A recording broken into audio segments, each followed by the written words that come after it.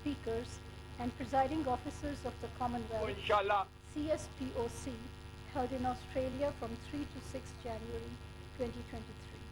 Speaker Raja Pervez Ashraf was elected to the Standing Committee of CSPOC from the Asia region. Senator Nuzhat Sadiq headed the Pakistan delegation to the 13th Asian Parliamentary Assembly meeting held in Turkey on 10th of January.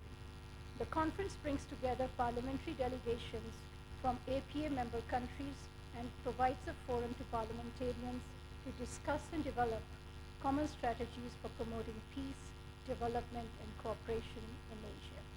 As an active member of APA, Pakistan will continue to make its contribution in strengthening dialogue among parliaments and people's representatives. Yesterday, at a ceremony held at the Ministry of Foreign Affairs, a host country agreement was signed between Pakistan and Asian Disaster Preparedness Center, ADPC. The agreement was signed by Syed Haider Shah, Additional Secretary, United Nations, on behalf of the Government of Pakistan, and Mr. Hans Gutman, Executive Director of ADPC. The signing ceremony was headlined by Acting Foreign Secretary Mohammad Cyrus Sajjad Qazi. Pakistan became a founding member of ADPC when it was established in 1986. ADPC has worked with Pakistan in areas of climate resilience, mitigation and adaptation, and developed projects for decarbonization. With yesterday's agreement, the organization will be able to operate its country office in Pakistan. Going forward, we hope to further strengthen our cooperation with ADPC.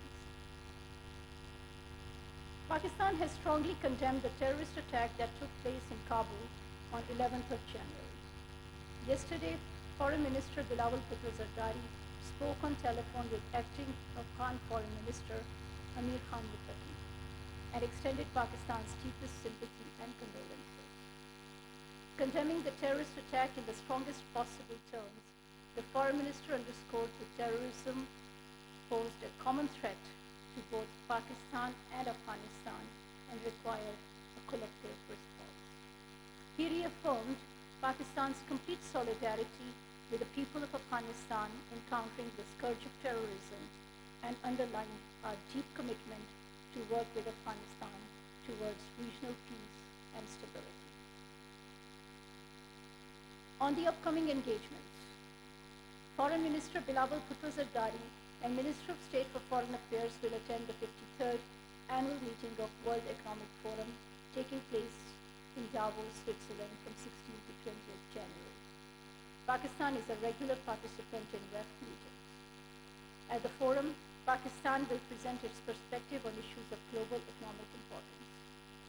The Foreign Minister and Minister of State will also meet participating dignitaries, including political leaders, corporate executives, heads of international organizations, and leading media and civil society personalities. Coming to the situation in IIOJK, today I would like to brief you on the ongoing Indian attempts to perpetuate its occupation by colonizing IIOJK, including by systematically dispossessing Kashmiris of their lands. Last month, the occupying authorities introduced new lease rules, depriving the local farmers, hoteliers, and businessmen of their long-held lands lease.